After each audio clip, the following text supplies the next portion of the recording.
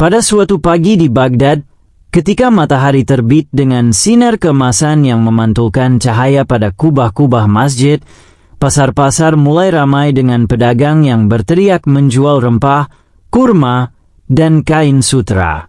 Baghdad pada masa itu adalah pusat dunia, ilmu pengetahuan, sastra, perdagangan, dan tentu saja humor. Di tengah hiruk-pikuk kota, berdirilah istana megah Khalifah Harun al-Rashid, pemimpin yang masyhur bijaksana sekaligus penuh rasa ingin tahu. Tetapi pada hari itu, wajahnya muram. Ia duduk di singgasana emas, memandang langit biru yang terang. "Wahai penasihat," ujar sang Khalifah, "aku telah mendengar kabar bahwa orang-orang Yunani kuno menghitung ukuran bumi, orang India menghitung jarak bulan, dan orang Persia menghitung peredaran bintang. Tapi, belum ada seorang pun yang bisa memberitahuku berapa berat matahari." Para menteri dan ilmuwan istana saling pandang. Mereka terdiam, seolah beban matahari jatuh di pundak mereka. "Apakah matahari bisa ditimbang?" bisik seorang ilmuwan. "Kalau bisa, timbangan apa yang sanggup menahannya?" sahut yang lain. Khalifah menggeleng. "Aku ingin jawaban. Baghdad adalah pusat ilmu. Jika kita tak bisa menjawab, bagaimana nanti 1000 tahun ke depan? Bisa jadi orang-orang dari negeri jauh bernama Amerika atau NASA yang menemukan jawabannya lebih dulu." Semua orang terperangah. NASA? Tak seorang pun tahu apa itu. Tetapi mereka paham maksud sang Khalifah. Baghdad harus selalu menjadi yang terdepan. Dan seperti biasa, ketika semua jalan buntu, satu nama disebut. Abu Nawas, si penyair jenaka, dipanggil ke istana.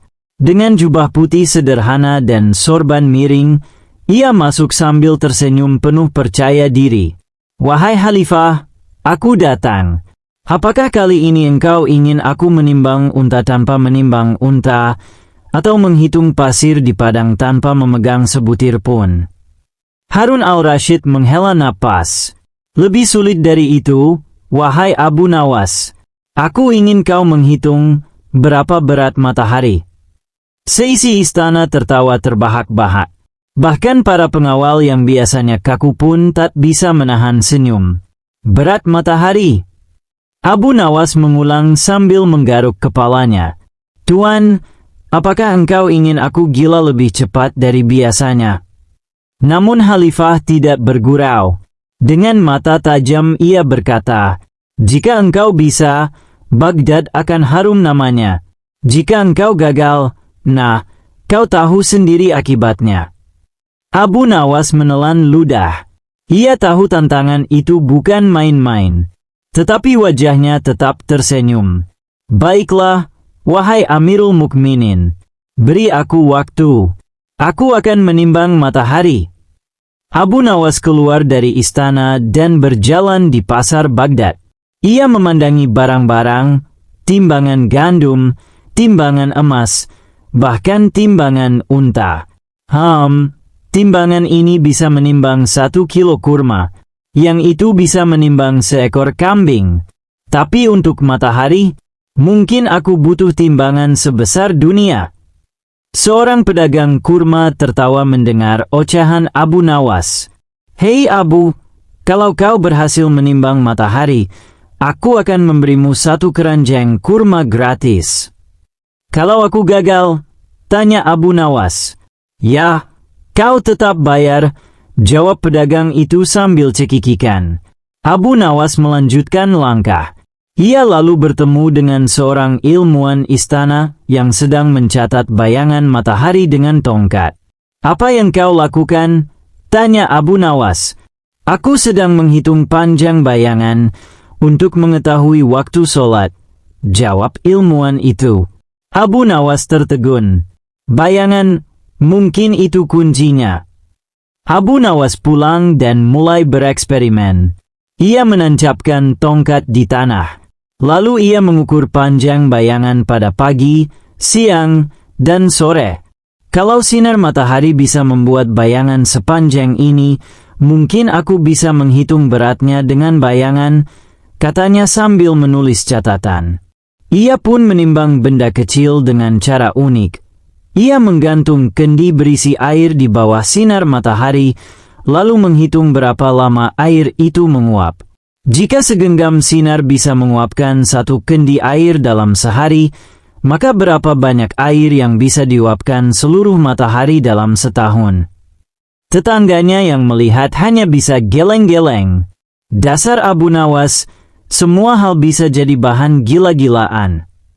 Namun Abu Nawas tidak puas hanya dengan bayangan dan kendi air. Ia berkeliling Baghdad, bertemu dengan berbagai orang untuk mengumpulkan ide. Tukang besi berkata, matahari itu panas. Mungkin beratnya bisa dihitung dari seberapa banyak besi yang bisa dilelehkan. Penyair pasar berkata, matahari itu seperti cinta, tak tertimbang, tak terukur. Penggembala kambing berkata, matahari hanya membuat kambingku haus. Kalau kau ingin tahu beratnya, hitunglah berapa banyak air yang diminum kambing sepanjang musim panas. Abu Nawas mencatat semua ide itu. Meski terdengar konyol, baginya setiap kata punya makna. Setelah berminggu-minggu, Abu Nawas kembali ke istana. Semua penasaran, apakah ia sungguh berhasil menimbang matahari? Ia berdiri di hadapan Khalifah dan berkata, wahai Amirul Mukminin, aku telah menimbang matahari. Bagaimana caranya? Tanya Khalifah dengan serius. Abu Nawas mengangkat selembar perkamen penuh coretan. Aku menimbangnya dengan cara sederhana, dengan cahaya, panas, dan bayangan. Jika secuil sinar mampu menguapkan satu kendi air dalam sehari, bayangkan berapa juta kendi air yang bisa diuapkan seluruh matahari di seluruh bumi. Maka berat matahari adalah, tak terhitung, lebih berat dari seluruh air, besi, dan bumi digabungkan. Semua terdiam. Jawaban itu terdengar gila, tetapi masuk akal malam itu. Setelah lelah mencatat percobaannya, Abu Nawas tertidur di beranda rumahnya. Angin Baghdad bertiup sepo-sepo, sementara bulan menggantung redup. Dalam tidurnya, Abu Nawas bermimpi bertemu seorang lelaki berjanggut panjang, berjubah putih, dan membawa gulungan papirus. Aku Aristarchus dari Samos, kata lelaki itu. Siapa kau? Tanya Abu Nawas heran. Filsuf Yunani. Aku orang pertama yang mencoba mengukur jarak matahari dan bulan. Abu Nawas tertawa. Oh, jadi kau ini yang bikin pusing khalifahku. Kalau saja kau menghitung berat matahari sekalian, aku tidak perlu repot. Aristarchus tersenyum. Tak ada timbangan untuk itu. Tenang, jawab Abu Nawas. Aku akan meminjam timbangan tukang kurma. Mereka pun berdebat panjang. Aristarchus bicara tentang geometri, bayangan bumi, dan sudut cahaya. Abu Nawas membalas dengan logika pasar. Kalau seekor unta butuh 2 karung gandum sehari, lalu berapa karung gandum untuk memberi makan matahari? Kalau secuil api lilin bisa membakar kertas, berapa gulungan kertas yang bisa dibakar api matahari? Anehnya, Aristarchus terdiam. Logikamu, meski konyol, ada benarnya. Abu Nawas bangga. Itulah keahlianku, menimbang yang tak tertimbang dengan akal jenaka. Keesokan harinya, Abu Nawas membeli beberapa roti dari tukang roti. Ia menaruh roti itu di bawah terik matahari Baghdad. Orang-orang heran. Kenapa kau menjemur roti, Abu? Bukan menjemur. Aku sedang menimbang matahari. Roti itu perlahan mengering, bahkan agak hangus di tepinya. Abu Nawas mencatat. 1 jam matahari, 1 potong roti hangus. Sehari matahari, 1 keranjang roti kering. Setahun matahari bisa memanggang seluruh Baghdad. Warga pasar tertawa, tapi diam-diam mereka kagum. Cara Abu Nawas memang sederhana, tapi mengajarkan sesuatu, bahwa energi matahari bisa diukur lewat efeknya. Suatu hari, seorang rahib dari Persia datang ke Baghdad. Ia percaya bahwa matahari adalah dewa. "Wahai Abu Nawas," katanya, "kau gila hendak menimbang dewa. Matahari tak bisa diukur." Abu Nawas tersenyum licik. "Kalau begitu, izinkan aku bertanya. Jika matahari dewa, apakah ia bisa lapar?" "Tidak," jawab rahib. "Kalau tidak lapar, mengapa ia memakan kulit wajahmu sampai gosong?" Orang-orang terbahak-bahak. Rahib itu marah, tapi tak bisa menjawab. Abu Nawas melanjutkan, "Matahari bukan dewa. Ia hanya ciptaan Allah. Dan segala ciptaan, sekecil debu hingga sebesar matahari, pasti punya berat. Tinggal bagaimana kita menimbangnya." Khalifah yang hadir pun mengangguk puas. Abu Nawas lebih tajam dari para filsuf, gumamnya. Abu Nawas lalu mencoba eksperimen baru. Ia membawa seekor unta besar ke lapangan. Ia menancapkan tongkat di samping unta. Jika bayangan unta sepanjang 5 langkah dan bayangan tongkat sepanjang 1 langkah, maka kita bisa menghitung tinggi unta. "Lalu apa hubungannya dengan matahari?" tanya seorang anak kecil. Abu Nawas tertawa. "Kalau kita bisa menghitung tinggi unta dengan bayangan, maka kita bisa menghitung berat matahari dengan bayangan pula."